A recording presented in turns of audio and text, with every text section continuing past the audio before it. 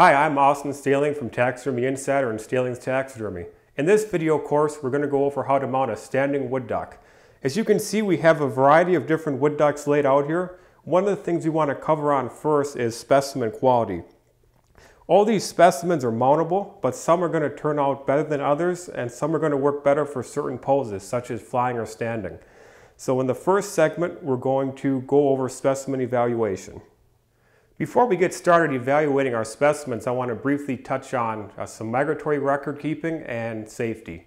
As you can see, I have on a pair of gloves and an apron. It's very important when you're working on any kind of a wild animal or bird or fish that you wear the proper safety precautions. You do not want to have the blood or anything else from these birds getting in contact with your skin. So it's important that you keep a barrier up, which is why I have on these white gloves and this apron. It's also very important on migratory waterfowl that you use migratory bird tags. You want to make sure these are completely filled out with all the necessary information. You can also use a migratory bird book in correlation with this if you like. We took the migratory bird tags off of these birds for privacy reasons for the video, and we just have generic tags with abbreviations on them. Otherwise, we would have these birds all tagged with these migratory tags. All right, so we have our first wood duck up that we want to start evaluating what would make a good pose for this particular specimen. It's a beautiful wood duck. It's fully prime and mature. As you can see, it has a beautiful crown. That's one of the key factors of a wood duck. People really want to see that nice crown, and this has a very nice one. Another area that you want to check is the side pocket. They're a key focal area. On early season wood ducks, a lot of times these will be pin feathered very badly.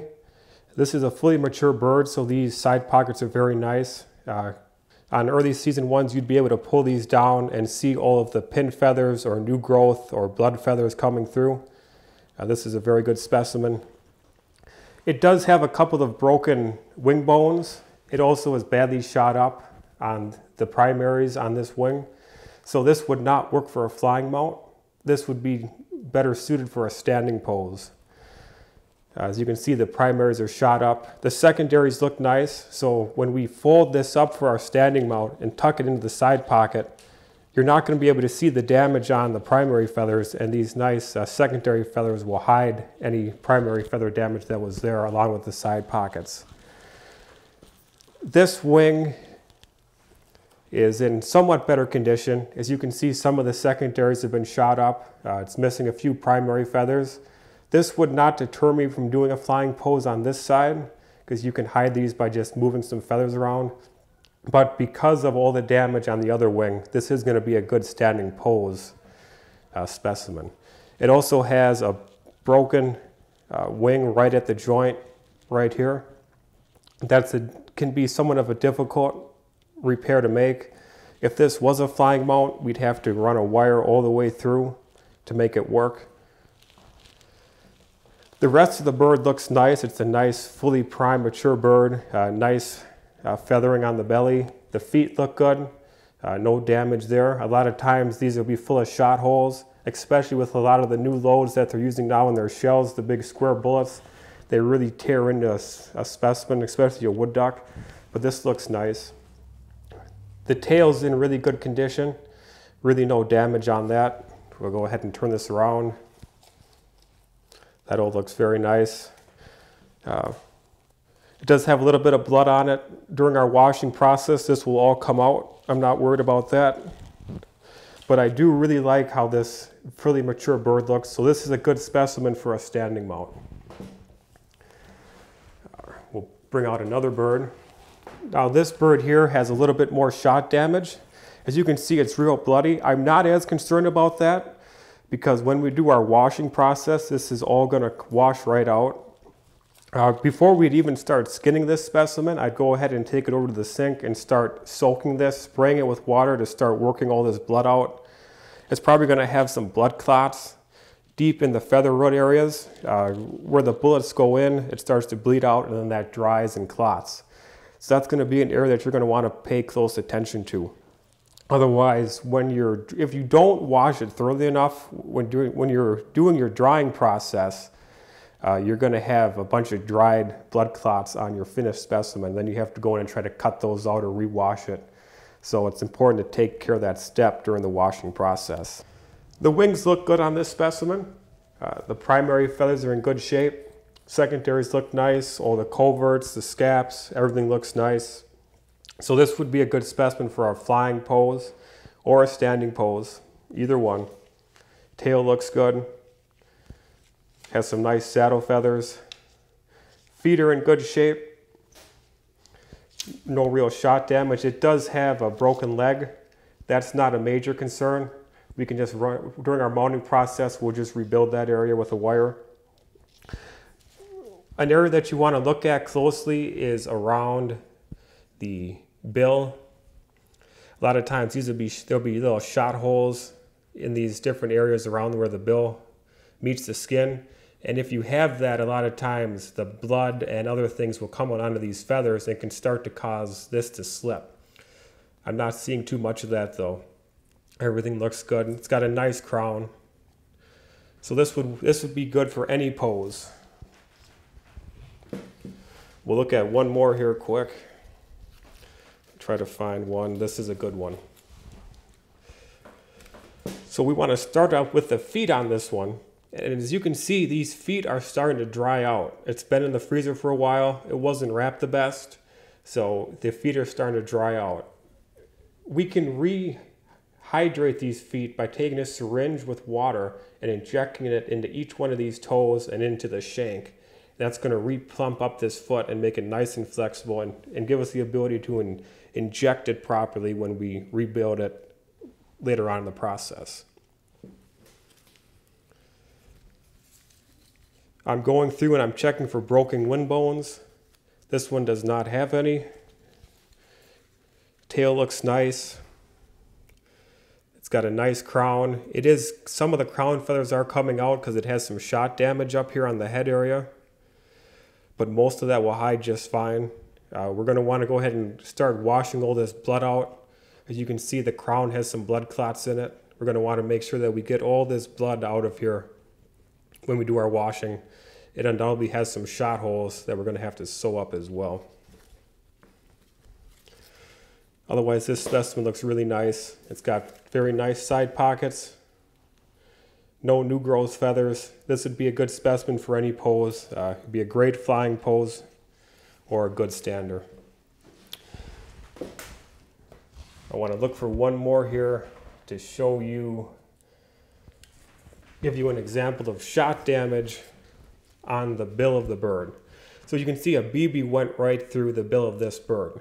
Now if we were going to use the real head, we'd have to come through with epoxy and fix that. We're going to be using an artificial head, so we don't have to worry about fixing that later on.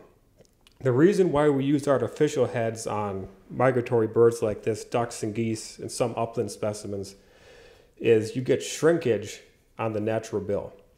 So if we use an artificial head, we get no shrinkage. And we don't have to do any repairs from shot damage, etc. You can see where the BB went in and came out on this side. Just do a quick rundown. Wings look good.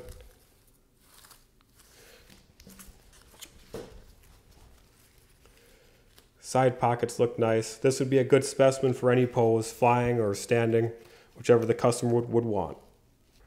A lot of times on birds, especially snow geese and pintails, and sometimes on wood ducks, you'll get a lot of staining on the breast area from whatever kind of water that they're in. That can be if they're in rice fields or hard water, things like that. You get kind of a yellow tinge to their feathers. And that's natural, and sometimes you can keep that in because that's how they look in the wild.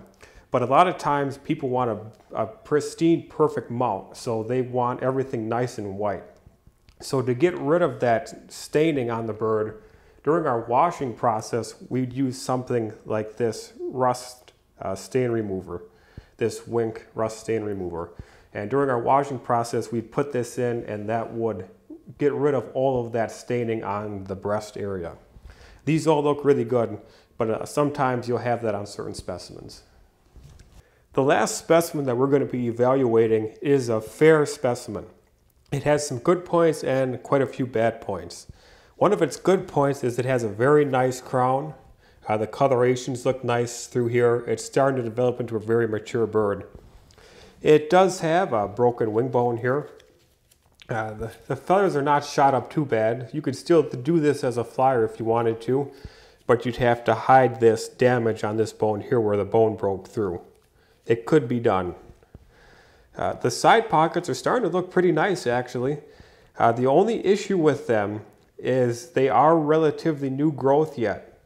And I'm not sure if you can zoom in and see this or not, but they are new growth feathers. They should stay in pretty good, but there's a chance that they might fall out during the process. It has quite a bit of damage on its back. This is from either from shot damage or dog damage. It does have some pin feathering in here as well, so it's hard to tell what that might be all from. That's going to be very difficult to hide. When we're fleshing this out especially, it's going to be very difficult to flesh this because of all these holes. Everything's thinned and stressed. And so this tail is going to want to just fall right off from the top. So it's a very difficult thing to mount. It is mountable, but you're going to have to take your time and really think about how you're going to hide this area. Again, this wing is broke as well. Multiple fractures in the bones.